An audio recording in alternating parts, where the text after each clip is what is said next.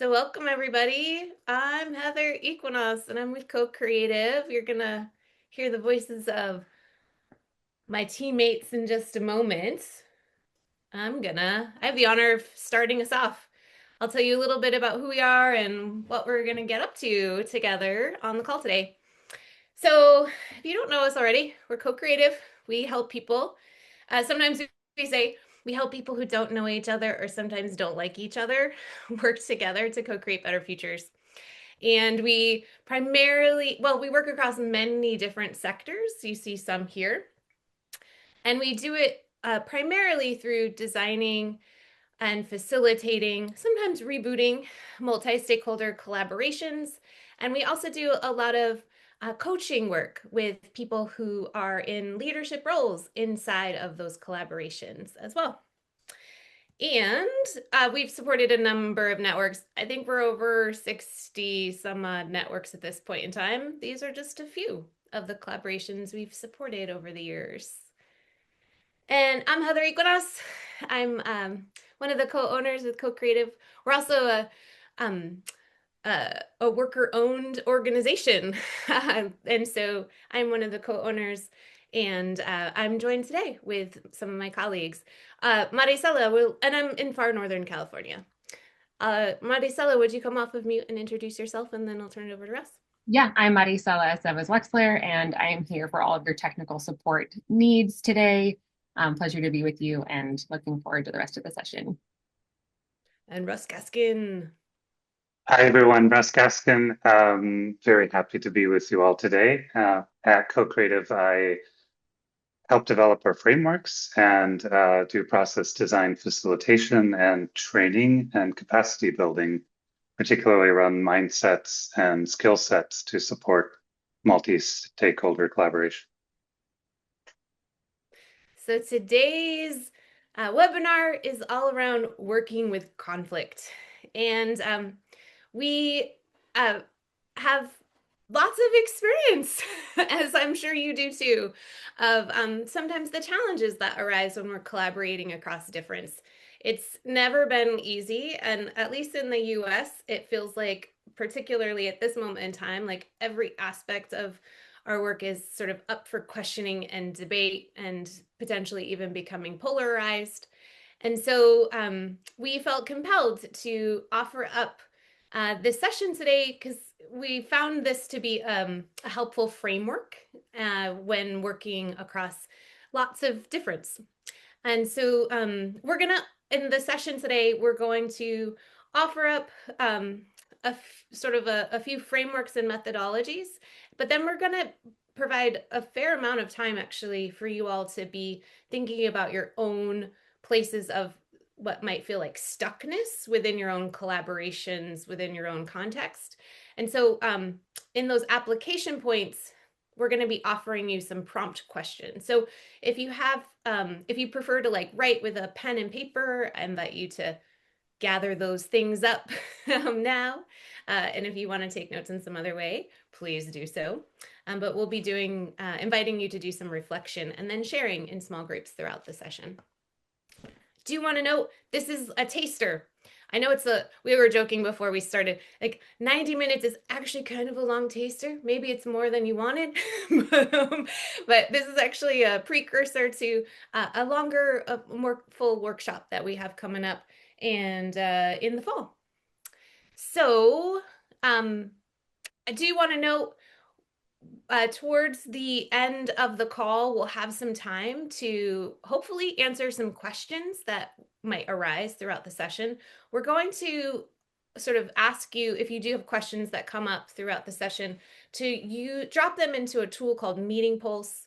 My chat just disappeared, but I have a hunch Maricela just dropped the link in the chat to you all. If you click on Meeting Pulse, that's a place you'll see a tab where you can offer up questions. You can even upvote questions that other people have offered if they resonate with you. And we'll try to answer as many of them as we possibly can towards the end of our call. So that was a bit of tour guiding. Are we good enough to get going? All right. Cool. All right. So we wanted to start by offering up a very brief story. And which might sort of give voice to some of the tensions that we're experiencing or could experience as a way to drop into some of the frameworks that we're about to offer. Okay, so I'm anonymizing this story about a collaboration because it's sensitive.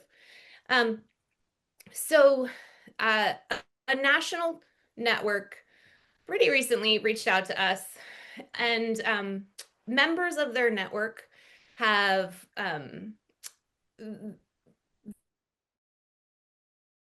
number of states across the United States. And each of those member organizations are operating right now in very different political contexts. The national network's work is focused on racial and economic equity. And after the US government's recent ban on certain words, and also some direct threats to some of their members' funding, members of the network asked the Backbone team for guidance and also support on like how to reframe their work that they're doing, yet continue it. And as a whole network, the staff really also needed to consider how they were going to talk about the work of their network that wouldn't put their members at risk, especially those members that were in relatively like more politically hostile places. So it's true that so in terms of what happened, some team members like we didn't want to change the language. Like the stance is that any changes that were made might be a compromise to their values or a compromise to the integrity of their work.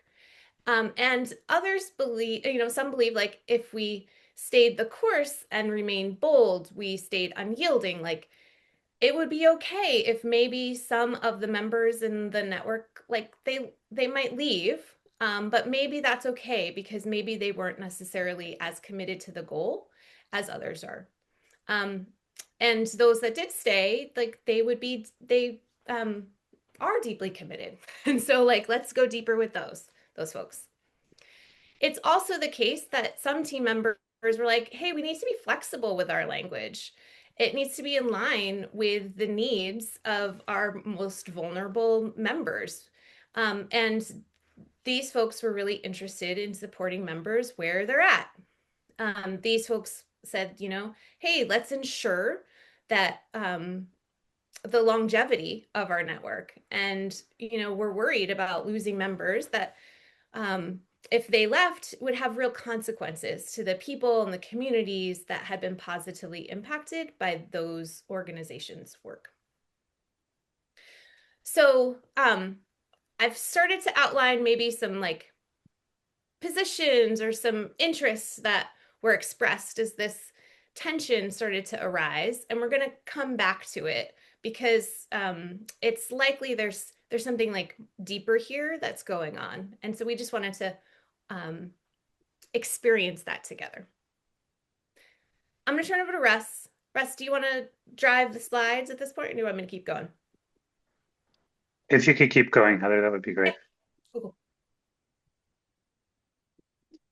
So this framework, we call it the values iceberg. Values is actually one dimension of it. So if you have suggestions for better names for this thing, we would love to hear them. Those are welcome in the Zoom chat. But it's really about engaging around conflict or issues that around which we're experiencing conflict at 4 different levels. And so I'm going to unpack the first 3 levels here at which we can engage with others with whom we're experiencing conflict. Next slide. So the most visible part, this is the part of the iceberg that's typically above the water. It's really obvious, and we could see people's positions. So a position might be, I need my neighbor to cut down her tree, or we need to change this policy from X to Y. And they're very specific solutions or recommendations for actions that we should take. And sometimes they're not accompanied by more than that, just like I need you to cut down your tree. And this is often at which the level at which dialogue starts to happen between people with conflict, because somebody will say their position, their proposed solution or recommendation, and someone else will assert theirs, and these are often incompatible. They're mutually exclusive positions. And one definition I really like of conflict is when two things are trying to occupy the same space at the same time. So if you have two incompatible positions, then you're in conflict, right? And sometimes a conflict can be resolved at the issue of position to experience compatible positions. Like, I want my neighbor to trim her tree. She wanted to trim her tree anyway, right? But typically it can be difficult to create breakthroughs by only working at this level. So then we move deeper into the iceberg, kind of under the waterline here, and we get to interests. And if you're familiar with the Harvard Negotiation Project or interest-based negotiations, then this level might be familiar to you. But it's really at this level, what are you really trying to solve for? And so a good question, if you hear somebody's position, like we need to change this policy from A to B, would be, if we did that, what would that do for you? What would that get you? And so you're starting to get underneath the position, and interests are great because they offer more flexibility than positions. But there's still a risk that we can't resolve the conflict at this level because I may not see your interests as valid. I may not see them as important. And so we can still get stuck at this level of interest. So we move lower into the iceberg, kind of deeper under the waterline to values. And at this level, we're really listening for the more foundational, motivational elements, like what do you really value? And values can often be very simply identified by one or two or three words, like I value integrity, I value dignity, I value equity, etc. And so values underlie positions and interests. And the power of values is when I recognize your value or your values, then you typically feel really seen and heard, right? Because the values are what make us up in a foundational way. And if we're able to recognize the values that the person is operating from, then we get much greater flexibility to figure out, okay, what would be mutually agreeable solutions here. So we kind of have a habit on our team of listening to the positions, inquiring about interests, and then going deeper and trying to identify and name the values that are in play. Now, the trick is, of course, especially in a polarized context, like we are in so many countries in the world, and we're experiencing so much in the US, we can perceive our values themselves as being in opposition. We might see these values of individual liberty and community responsibility as being somehow mutually exclusive, so we can still get stuck here. So, but I want to pause here. We're going to come to the deepest level of the iceberg in a bit, and I want to have us play with this. So I'm going to invite you to apply these first three levels and do it by thinking of a partnership that you're in that's not going so well, or it could be better. This could be a work relationship, it could be a personal relationship, it could involve one other person, or it can involve several other people, but it's not going as well as you would like it to be. And then for 3 minutes, take some notes to yourself. You could draw the iceberg if you want, but to really think through these three questions. First, what position is the other person or group holding? Like, what have they recommended that they want to do to solve the conflict? And then what might be one interest behind that position? So if you were to ask the person, if we did what you're recommending here, what would that do for you? Then that's a good way to kind of get at the deeper interest. But without asking the person, you could just hypothesize or do a little speculation about what might be one interest underneath that position. And then finally, in 1, 2, maybe 3 words, think of a value that you think might underlie that interest. And we're going to give you some examples in a bit here. And then after 3 minutes, we'll come back together and we're going to put you in groups of 3 to do some sharing. So if we can go to the next slide. Here are some examples of values. So when you get to that level, just think very simply of, does that person want to assert leadership? Does that person value challenging others? Like they think that's a good activity to be of service to others. Are they trying to be realistic or pragmatic? Do they value being supportive? Do they value short-term plans and results? Okay, so you can think of other values, but when you get to that level, we're just looking for a couple of words that would describe the underlying value. So we'll take 3 minutes here just for you to work on that.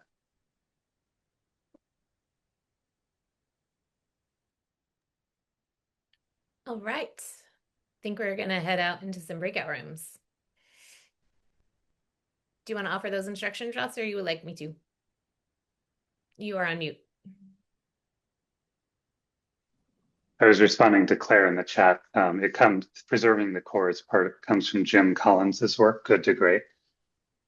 And as opposed to new innovations and adaptations, it's preserving the core of your existing strengths, assets, etc. So in groups of 3, we're going to ask you to share with one another what you came up with. And we have 2 requests for these breakouts. One is mindfully share the speaking time. You'll have 15 minutes together, so average of 5 minutes a person. And we're also going to ask you to avoid giving advice to others in your group. Basically, you could offer possibilities, maybe hypotheses, but we want to avoid giving advice to each other. Advice being kind of an interpersonal form of colonization. So we'll have 15 minutes in these groups, and then we'll come back and hear highlights from those who would like to share. Thanks all. I'm about to open. The vast majority of groups have 3 people. If you end up with 2, all good, just go forth with that. And if you end up alone, I will make sure I get you into a room. I'll open those now.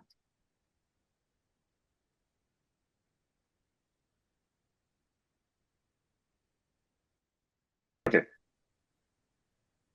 So Heather's going to bring us through a couple of experiences here to help explore this deepest level of the iceberg. Cool. Are you going to drive for me, Russ? Is that what's happening? Sure. Yeah. Okay. Yeah. So let's play a little bit. If you could advance to the next slide. I'm going to invite you to inhale right now and hold it, your inhalation. So when you inhaled, you probably were doing some good things. You just got oxygen, right? You're oxygenating your blood. We need that to survive. But if you're still holding your breath right now, that inhale, we're going to start to experience some downsides to that. Have too much carbon dioxide building up in our systems, which is going to prompt you to want to exhale, which please do if you haven't already. Because when we exhale, we get a good thing. We get to release all of that carbon dioxide. But if we exhale and hold that exhale for a long period of time, we also start to experience a downside, which is a lack of oxygen, right? And so that's going to prompt us to want to inhale again in order to get that oxygen. So if I were to sort of pose this basic breathing process of inhaling and exhaling as a problem to solve, like we're going to solve this problem of breathing by either choosing inhalation or exhalation, that would sound preposterous because it is. We can't treat this as an either or. Could you advance the slide there, Russ? It wouldn't make sense. It's instead a both and.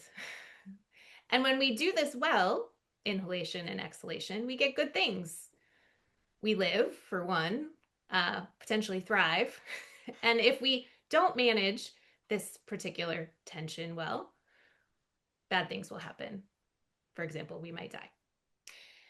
So this is an example of one way to think about interdependent values or how to experience a both and. It's an not an imperfect example though, because again, if you advance the slide, please, Russ. This breathing process is quick. It's autonomic. We don't think about it a lot. However, if you are, if you do any contemplative practices or are engaged in some kind of sport, over time, you might have learned to optimize this tension or polarity. So, similarly, we can optimize other tensions or polarities in our world or values. So, for example, I like to mountain bike. And when I'm really, really active, it means like I naturally want to rest as well, right? This is a polarity or a tension that I can balance. So activity and rest. There's lots of others as well. And we're going to show you a few. So that one that we just went past was like, could you go back right there, Russ? Yeah. There's pictures and details, right? And then we'll offer a few more.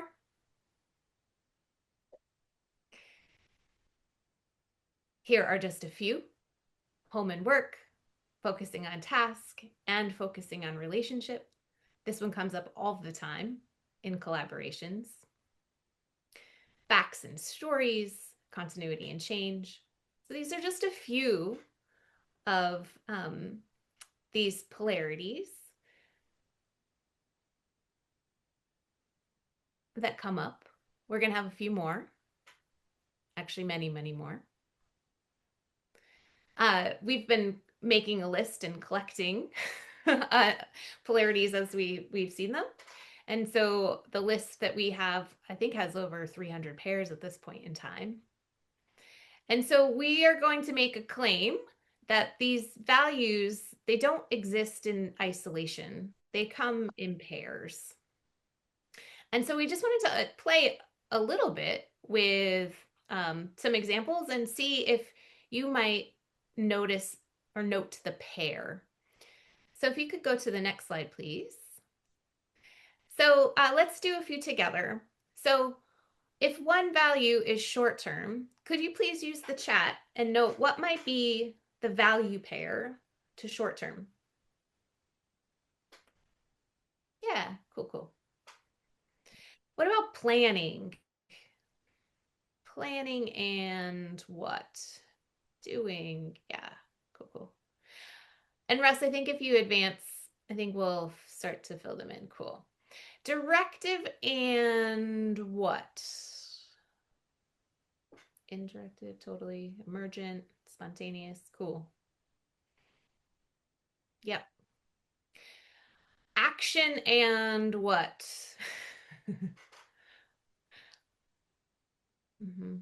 Reflecting, being, cool. Chill, I like it. How about intent and what? Might be the value pair there. Intent and impact, yeah. Cool. Yeah, so this is something we'll go into a little bit more in the course. But one of the things that we're looking to do when we're trying to like suss out what might be some values in operation here is seeing how we might frame them in a way that's neutral or positive. If we name a value pair as like something that sounds good to us and something that sounds bad to us, there's no tension there, right? It's like choosing between good and evil. So, so that's one thing to look out for as we're trying to name values in a pair, is trying to find ones. And granted, this is the part where deep listening comes into play, because what might sound neutral or positive to me, that might not be the case for the person I'm talking with, right? So just a small tip there. We have some more things that we'd like to cover now. Russ, could you please forward? So one of the things we've noticed is that when it comes to talking about the whole set, the both and values, we don't always have language for it. So this is a nuts and this is a bolt. This is hard. But, but together, what is that? And so what we found, if you could advance the slide, please, is that a polarity is a way we can describe a pair of values that appear to be opposites, but they're actually interdependent because we need them both over time to achieve some kind of greater purpose. Next slide, please. They're not new. They've been written about for thousands of years. They've come by different names. It was Dr. Barry Johnson in the 80s who started to develop a new approach to leveraging polarities. And yes, totally, dynamic tensions is one of them that they're sometimes referred to. Next slide, please. But again, that we're proposing here that they can't exist without one another. And next slide, please. There are some principles behind them. They, these kinds of polarities, those interdependent values, they are persistent. They won't go away. And so ideally what we can do over time is to leverage them because they're not solvable. Just like we can't solve breathing by choosing to inhale or exhale, we can't solve community responsibility and personal responsibility by just choosing one of those values. Next. Ideally, we can, if we do embrace one of those values to the neglect of the other, we're going to experience some downsides or poor outcomes. So success requires that we pursue the benefits of both, or we try to leverage the best of both of those interdependent values. And there are very predictable patterns, which we won't go into many of the patterns today, but we will share more about them in the longer training and course we have. All right, so we're going to experience one polarity just to sort of map it out, and then we'll come back to an example. So imagine we have this polarity of personal responsibility, and I'll get to the other value next.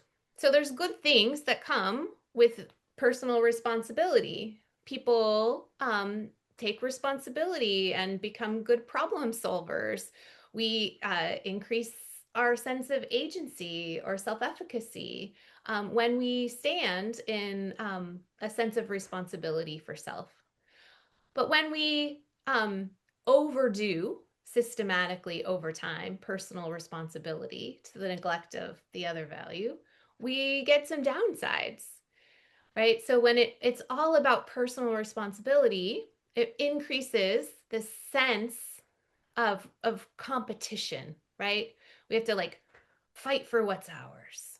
Or we might start blaming people, individuals, for deeply systemic issues and systemic inequities, and putting that on individuals as opposed to systems, which drives us to want to get the best of this interdependent value of community support. So community support, we get good things, right? When we really focus on community support, we ensure that people don't fall through the cracks, that it can build a sense of trust and cohesion, right? That we're taking care of people inside of a wider system. And imagine we overdo community support. You know, it's community support 24/7 to the neglect of personal responsibility. It's quite likely that we're going to get some downsides. Um, we might find ourselves in a place where individuals become less motivated to take responsibility, or could create some dependencies, right, on the community of support to the neglect of personal responsibility, which then drives us to want to get the upsides of personal responsibility. So if we treat this as an either or kind of situation, could you advance the slide, Russ, please? We're likely to experience some downsides, possibly in the sense of polarization or failure. But if we treat this as an and, right, like we're trying to leverage the best of personal responsibility and community support, we have greater chance of ensuring that everyone is thriving. So that was a quick example of one polarity we can leverage. And I'm going to go back to the story. And so I'd started with that story of sort of this tension between how to support members, right, that were in different political contexts in the United States. And so if we look at that story, could you please advance the slide, Russ? And at the level of values, interdependent values, we could think about it as a desire to both lead, be on the leading edge of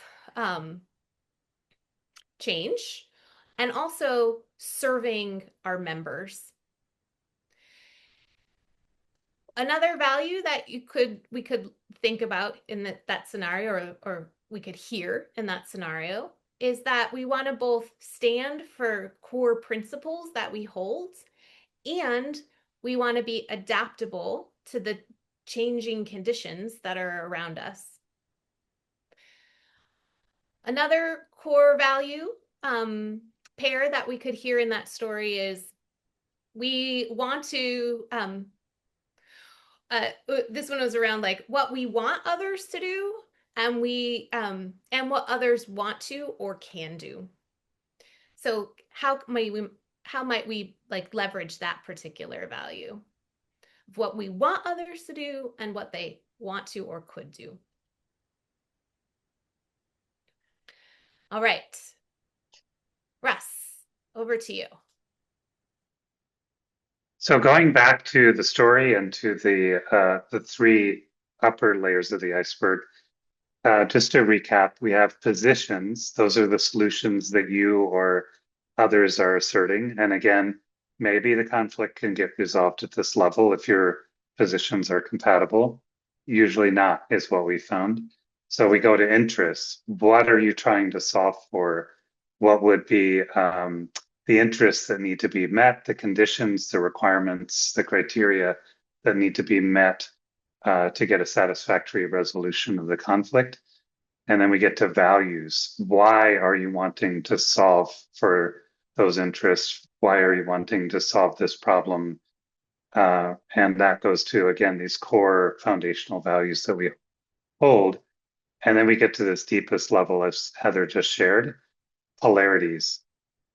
So as she noted, our assertion is that all values come in pairs. In fact, every value is kind of half a value in a sense, that there's a greater whole that that interdependent values comprise. And when we can see that whole, we can see that polarity, we then see the interdependence in our values.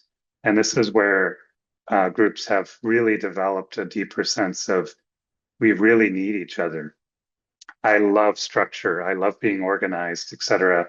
And I really need sometimes Heather to be disruptive and to challenge, to kind of introduce an innovation, for example, that will break up some, my patterns of thinking. So in that relationship, we see this kind of interdependence. And as Heather noted, we can leverage the polarity to design more resilient solutions because, as she noted, what Heather was noting is a way of mapping the polarity so we can actually design action steps and ways of managing to optimize both values in the polarity or tension.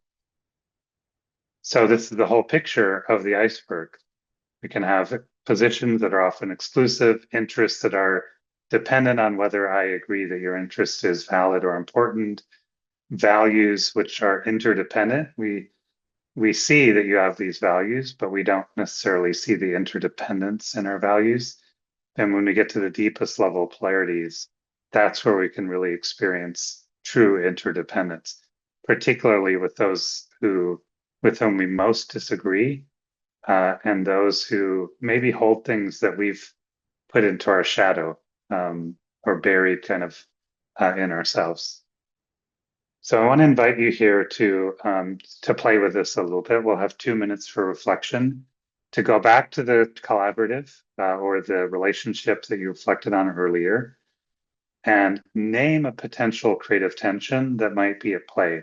So if you've already identified a value or two that might be at play, that will be your clue, just like we did earlier. There's another value in relationship with that value. So see if you can identify for the values what polarity might be in play. We'll just take a bit of silent time to do that.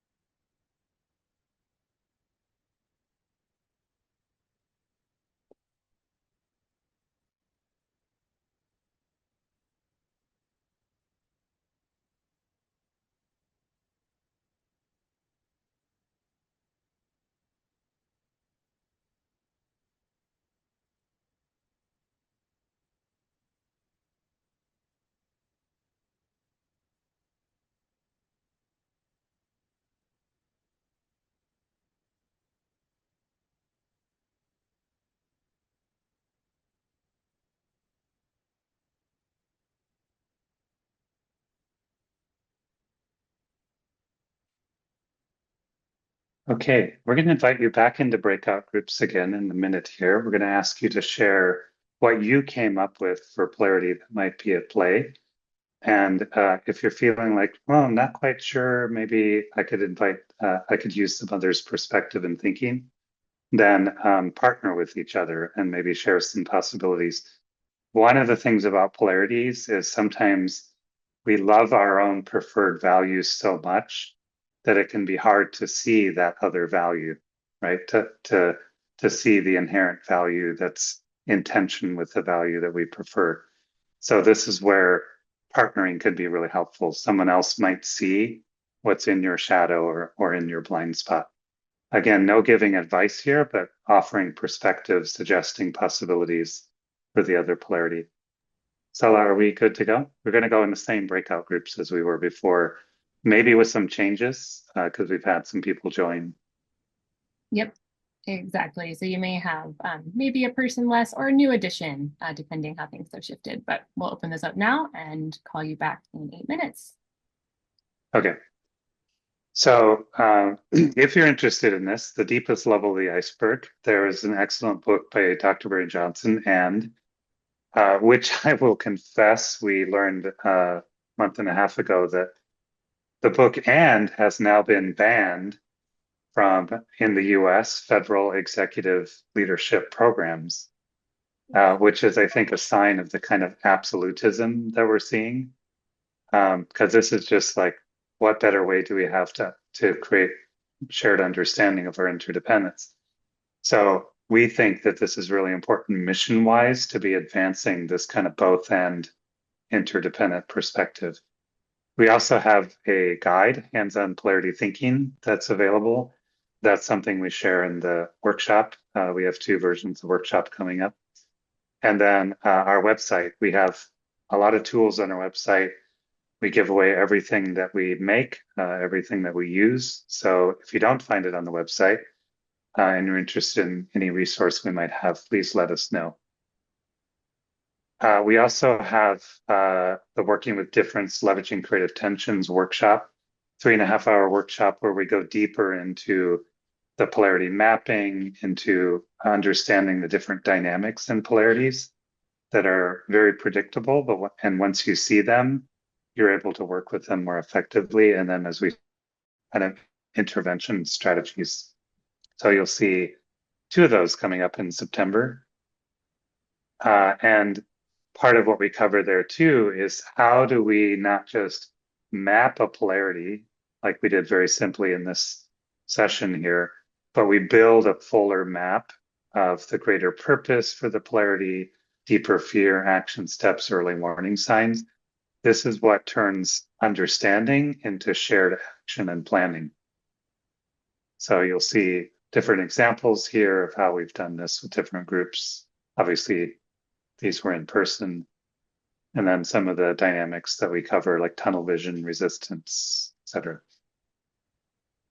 And then we have another webinar coming up, Collaborative Innovation, which is our approach to collaborative systems change, what it is, how it's different, what it takes. So if you would like to be oriented to that approach, this is a great free opportunity for doing that. Thank you all for joining us. Thanks. I propose we all come off mute again and be rowdy and You mean greet each other as actual humans? This is great. Thanks, Thank everybody. you so much. Thank you. Thank you so Thanks, much. everyone. It was great to see you. Thank you, everyone. Thank you so Thank much. you. Thank you. Bye. Thank you. Bye.